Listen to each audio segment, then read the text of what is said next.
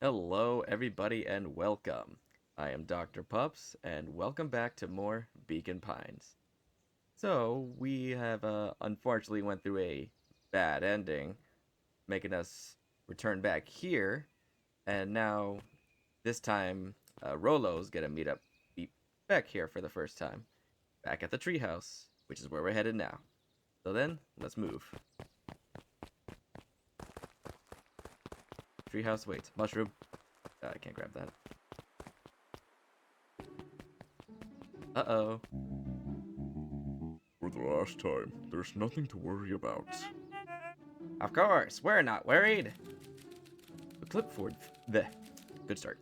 The clipboard finished writing with a scratchy flourish and looked up. Just dotting our I's and crossing our T's. Or maybe try minding your P's and Q's. Mr. Nuncreed, arms crossed over his paunch, gave an exhausted sigh. If there's anything you need knowing, you'll know it. Absolutely. If you'll just sign here, acknowledging everything is accurate. We'll be out of your hair in a flash. Oh, for the love of. He snatched the pad and scribbled his name so hard the pen nearly snapped. There. And would you like my eternal soul as well? The clipboards looked at each other for a moment, almost pondering the possibility. Then broke into laughter as they walked away. Ha! Ha ha! Ha ha ha!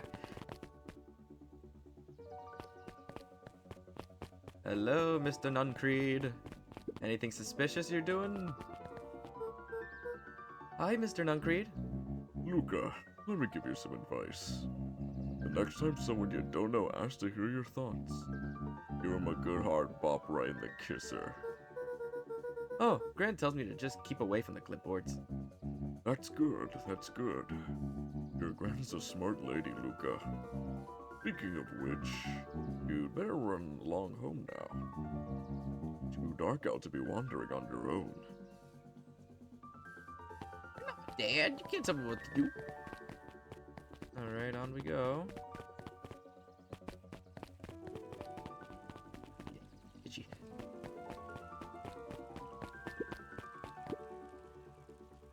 Answers you seek will be revealed to you in due time. The question is, the figure intoned, are you prepared to live with the truth? Foreshadowing. Melon.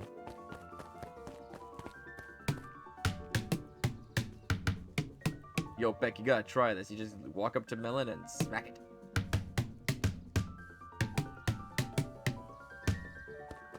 Ah, you're missing out on a good old melon smack.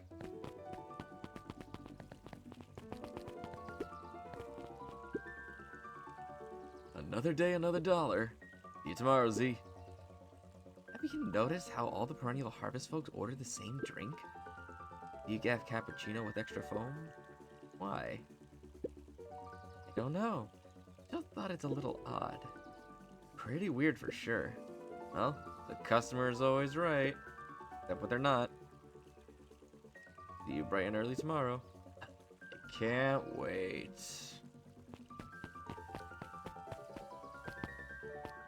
I'm getting some cult vibes here.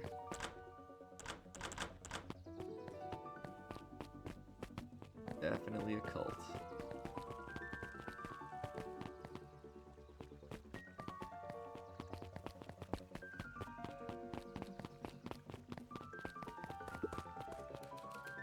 William Kerr and Gus Valentine proudly surveyed the half-covered festival banner. It's all coming together quite nicely. Couldn't have done it without you. The mayor gave a half-hearted shrug. I'm not so sure about that. Nonsense. That reminds me, I wasn't able to thank your sister for her contributions. Yes, she has been indisposed of late. She doesn't much like me, does she? Oh no, that's not it at all. She's just been busy. Of course. Regardless, I will be oh, I can't speak. Regardless, I will be forever grateful if you could pass my thanks to her. The History Museum adds a whole real air of import to the whole affair. And we couldn't very well celebrate the story of Beacon Pines without including the Valentines. Unintentional rhyme. My father was a great man. You're darn tootin' he was. Kerr lopped his arms around Gus's shoulder. But I mean the entire Valentine family. Present company included. Can I ask you something, Mr. Kerr? Call me William. No, I'm gonna call you Willie. Ask away. William, why are you doing all of this? Gosh, I never felt one needed. Reading is hard. Gosh, I've never felt one needed a compelling reason to throw a party. Not just the festival. All of this. There's gotta be 100 down on their luck towns out there. Why is Perennial Harvest so invested in helping Beacon Pines? You know what I love most about the agriculture business? Seeds. Seeds. Yup, little bundles of potential. With a glimmer in his eye, Kerr gestured grandly toward the horizon. You treat a seed right, nurture it, feed it, and it can grow into truly something special. But something truly special, mixing up my words, you know what I mean. You see potential here. Undoubtedly, the seed of greatness is already under our feet. All it needs is a little nudge. And the right leadership, of course. Oh. Good night, Mr. Valentine. Excuse you.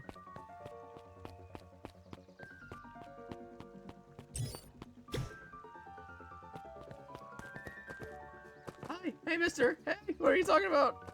Something shady?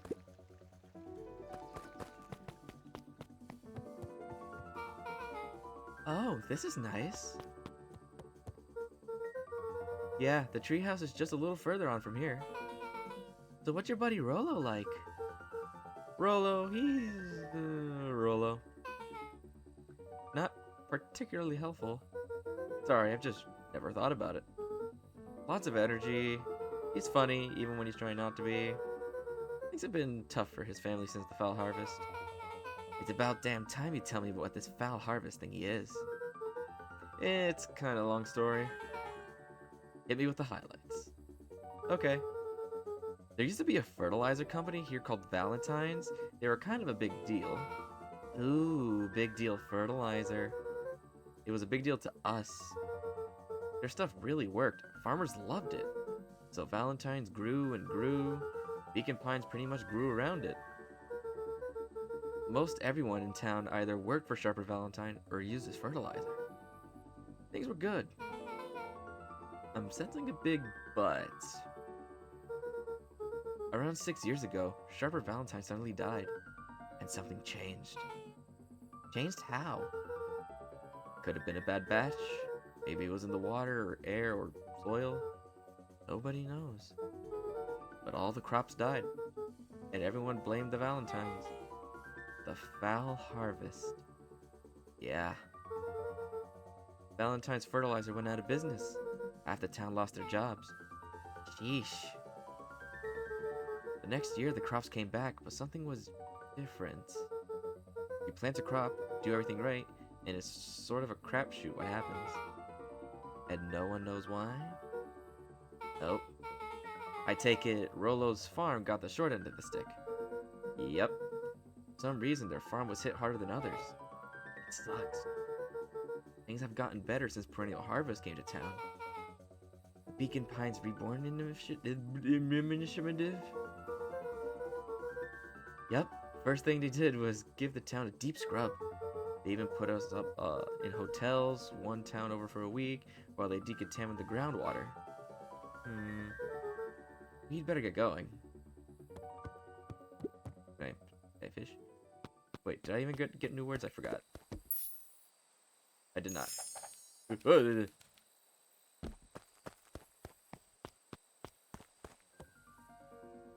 No bait-worthy words. Ah, Rolo. Buddy, compadre. Look who I brought. It's, what was it? It's about time. I was about to give up and go home. Who's the new kid? Name's Beck. You must be Rolo. I see my reputation precedes me. Wait. That wasn't his voice, was it? Welcome to Mission Control. Rolo waggled his head with pride. You'll find we spare no expense in construction. I've seen worse looking piles of junk. Thanks. Hey Luca, you know the security concerns we talked about? Yeah? While I was waiting, I made some improvements. Let me lock this baby down for a little test infiltration. Can't be too safe these days.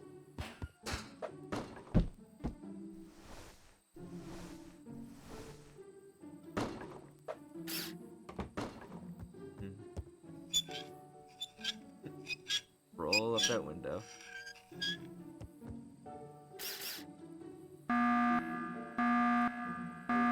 Among Us! He goes all out, doesn't he? Always. Lavish. Dang, Luca slay.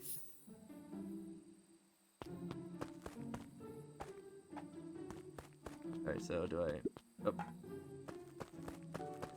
Garbage!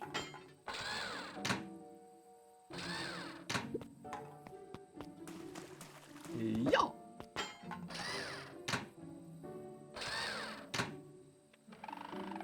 Oh, ooh, moving target. Okay, yo! Ah. Pick the garbage. Yeah. Ooh, okay, tricky, tricky. Yeah. I totally got this, guys. I totally got this. Pick up the garbage. Yay.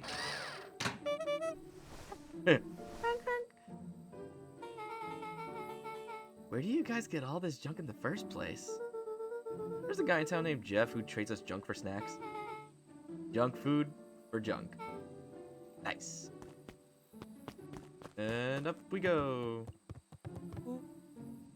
So, pretty sweet security, right? It was imaginative, I'll give you that. Luca, are we sure we can trust the new recruit? I'll vouch for her. Thanks, I guess. Okay, Luca, you promised to fill me in the Valentine about Okay, Luca, you promised to fill me in about the Valentine warehouse. Luca sucked in a long breath. So, like I said, there was someone there. What were they doing? I don't know, but the place was lit up and active. Maybe they were squatters? I don't think so. It seemed more organized. When the man pulled me in, I saw some sort of equipment running. A man pulled you in? Yeah, but I got away. You keep saying it was a man. They were wearing a mask, right? Yeah. And it could have been a woman. How did you get away? I grabbed a rock or something and broke their mask. They let go and I ran. Dang. It's intense. No wonder you freaked out when you saw your grandma. Yeah, that's the other part. On our way here, Beck and I saw Eris Valentine meeting with Gran, wearing the same sort of hazmat suit. Rolo let out a low whistle. And they weren't there for idle chit-chat. It was a proper clandestine meetup. So let me get this straight. There's an operation in full swing at the Valentine warehouse. You were almost abducted by a strange man or woman in a protective suit, and then you saw your grand in the same suit talking to Eris Valentine. Pretty much. I'm beginning to think this town's kinda awesome. Rolo and Luca shot back a look. No offense. And so, we can logically conclude aliens or alien zombies have infiltrated the town. And their leader's your gran, and she tried to murder you. First of all, and for the last time, there are no aliens. Second, it couldn't have been my gran at that warehouse. I broke the person's mask to get away. The mask Gran was wearing wasn't damaged. But she's definitely hiding something. Maybe. Your gran is weird, but she might be the most boring person in the universe. All she does is sit around all day making jam. What could she possibly have to hide? I don't know. We haven't talked much since she moved in. Moved in? Your Gran isn't from here? No, she came a few months back to take care of me after... After his mom went missing. Did you know your Gran before? Not really, no. It'd been years since I'd seen her. Luca, don't take this the wrong way, but are we sure your Gran is on the up and up? Luca gazed out the window. I'm just saying. Sounds like strange stuff has been happening since she showed up. We could say the same thing about your family. But you're right. Luca, your gran is hiding something. And Pa always says, folks only bury stuff worth digging up. We need to investigate your house. If my Gran really is hiding something, don't you think I would have noticed by now? I don't know. Secrets? That's kind of the whole point of hiding something. I guess you're right. Gran's been leaving the house for hours at a time this week. I'll call you two tomorrow when the coast is clear, so we can start getting to the bottom of this. I'm always good for a good snoop. I'm always game for a good snoop. You can count me in.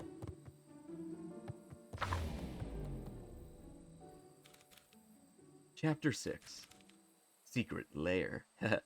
Lair as in... Yeah, I get it.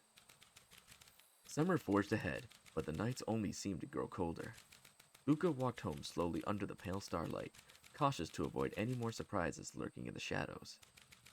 Reaching home, he slipped quietly into bed, half dreading what they might discover the next day.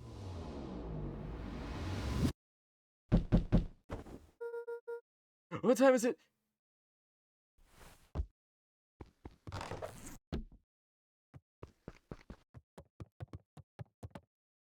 Must be the amigos. Calm yourself. I'm coming. Jesus Louises.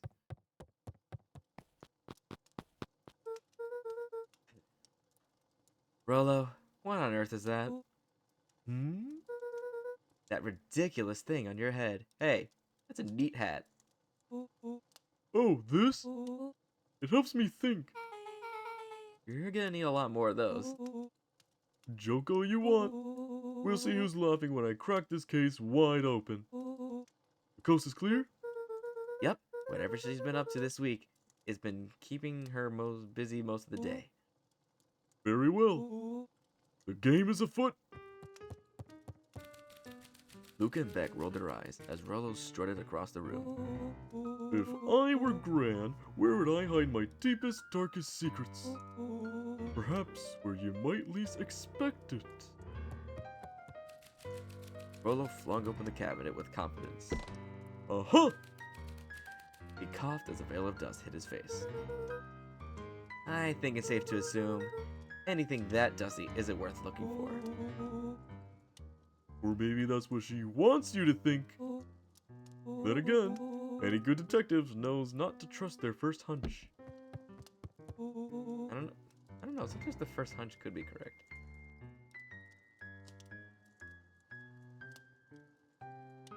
Catchy too. First hunches are for suckers.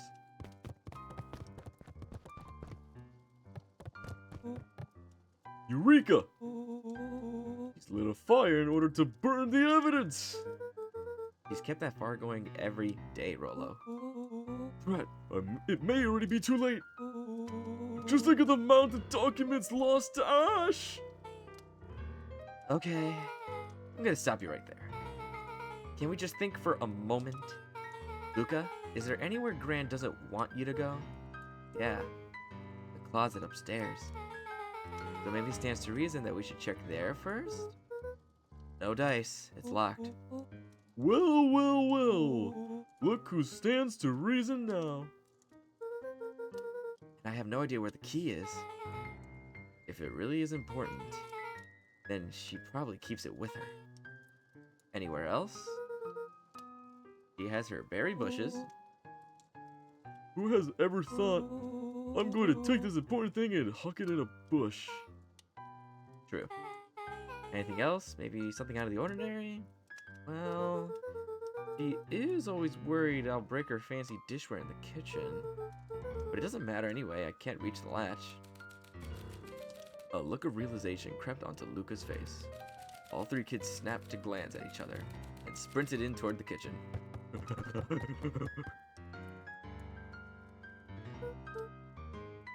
Alright, Rolo.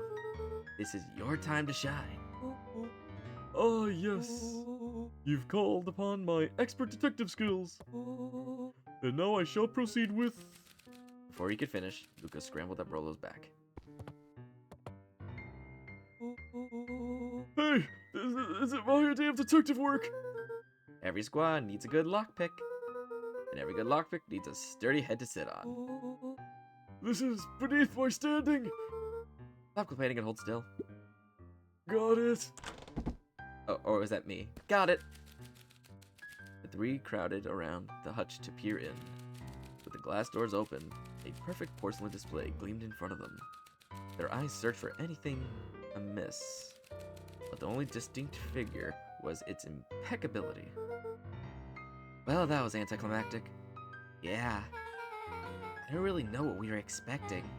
Like, oh hey, let me just yank on this random teacup and... As Beck pulled on one of the teacups, it slanted forward with a hollow click. The entire hutch began to rustle and slide under its own power.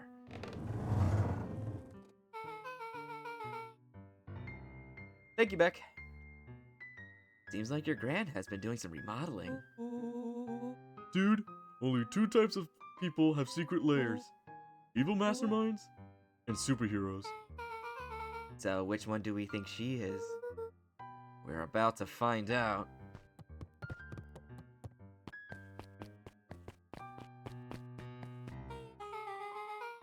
Okay, so more of an unhinged conspiracist vibe. Oh, wow. Yeah, this cannot be good. We need to look around before jumping to conclusions.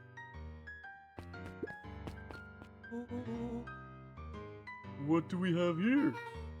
Barrels mark caution, explosive, and jam jars. That's enough jam to feed the whole town. What kind of incendiary jam is your grand making? Incendiary. She wouldn't have had me walk around town delivering bombs. Oh, these weren't homemade, they were in a factory. A bomb factory. They're bombs. Right? Only one way to find out. Rolo casually spun open the lid and dipped his finger in the jam. Huckleberries, Smacked his lips. a hint of brown sugar, and ink? What? Rolo plunged his hand in the jar, fishing out a soggy slip of paper. Aha! Rolo offered a slimy note to Luca and licked his fingers clean. It's addressed to Mrs. Fratelli. A grand jamgram? It says, last night I used the disguise Eris provided to scout the location. The timing window should be possible. Operation Sparkplug is a go. Oh man, are they doing a heist? Whatever it is, it can't be good. So more a bombshell than a bomb, am I right? You're new here, so I'll let it slide. But I'm the bad joke guy around here. Is that something to be proud of? Okay, got a little chair, a board, a bag? A punching bag? Yeah! We're training! This is my training arc! Let's go! Nothing from that? Ooh, excuse me. Pardon me. Alright, let's go to the cabinet. Luca jostled each cabinet drawer in turn. Only one was unlocked. He fingered through the filing cabinet, passing at a bulging folder labeled Walter. For a long moment, he just stared at it. What do you got there? It's my dad. Looks like some of his old medical files. Your dad was a doctor? Luca nodded and caressed the label with his thumb. Well, are you gonna read it? I... Here, let me help. Rollo swiped the folder from the drawer and began leafing through the pages. He whistled to himself, barely looking at the text. How about you actually read some of it? One sec. Dense documents such as this are a lot like a cheeseburger. It's best to skip straight to the middle. That's where all the meaty bits live. Wow, I had no idea we were in the presence of the preeminent scholar in dense documents. And cheeseburgers. By all means, proceed. He stopped at a page and mimed holding up a monocle. Ah, here we are. Follow-up examination of Terrence Wilby. Patients show further signs of paleness and malaise. Body temperatures continue to drop. He now describes soreness of muscles and joints.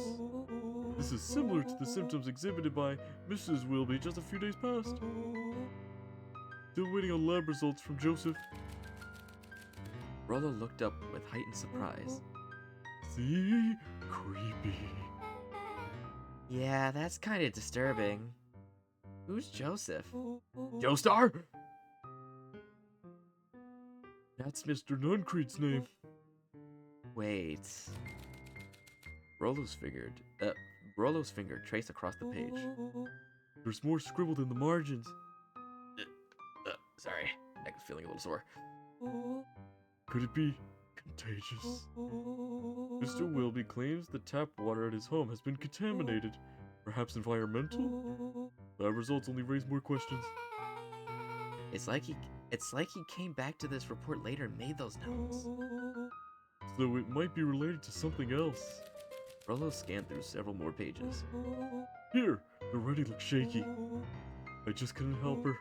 This disease, or whatever it is, progresses so fast. And with his wife passing, parents' conditions follow close behind, exacerbated by the loss. Enough is enough. I need to take matters into my own hands. Luca, staring blankly at the cabinet this whole time, spoke softly. What does it say next? Rollo rustled the folder, trying to loose more pages. That's where it ends. What? There has to be more. Luca Frankton. Oh my god. I can do this. Patience with me. Patience. I can do this. Luca frantically shoved the remaining cabinet folders. Frantically. Okay. One more time from the top. Luca frantically shoved the remaining cabinet folders, trying to find another labeled Walter. Luca, I think that's the only one. It's alphabetical, see? What did he mean enough is enough? How did he take matters into his own hands? This is bullshit! Oh, Luca. Language, mister. Luca slammed the drawer shut. Alright, so board. A spiderweb of string connected photos of people from the town, interspersed with hastily scrawled notes. Well, she sure kept herself busy. Is your grand a serial killer? Cause I'm starting to get a vibe. Don't be ridiculous. Sure, she's just tracking the movements of everyone in town out of the kindness of her heart. She put little symbols by some of them. Yeah, Mr. Nuncreed has a check mark. The clipboards are all inside a big circle. My moms are both on here? Both with question marks. Gus Valentine has a question mark. Eris has a question mark that's been crossed out. Mr. Kerr has a bullseye. The killer has chosen her next victim! We don't know what any of this means. Whatever it means is probably not good. And now the table. Excuse me. They crowded around a worn-down old map of Beacon Pines. Cool! This was like a treasure map! Not every old map is a treasure map, Rolo. Yeah, but every treasure map is an old map. Can't fault that logic. Look, there's even a pathway drawn on it. It starts at the entrance to town. And if we follow it, Rolo carefully traced the path with his finger.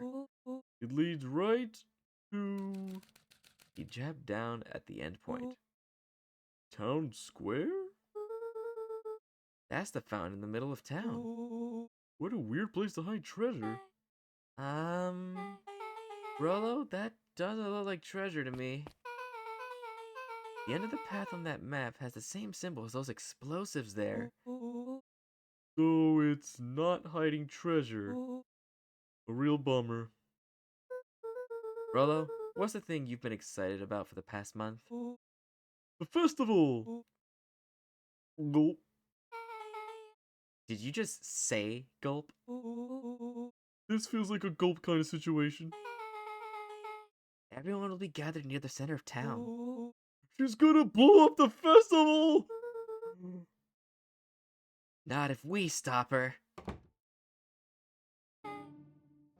What was that? Luca looked up on the map. What was what? No, I heard it too. That was the front door. Which means someone just shut the door. Which means someone's upstairs. Hit the lights. Beck flicked off the light, and they became statues in the dark. Overhead, creaking floorboards bent under slow, deliberate steps. The kids looked up, the tilt of their necks following each footfall.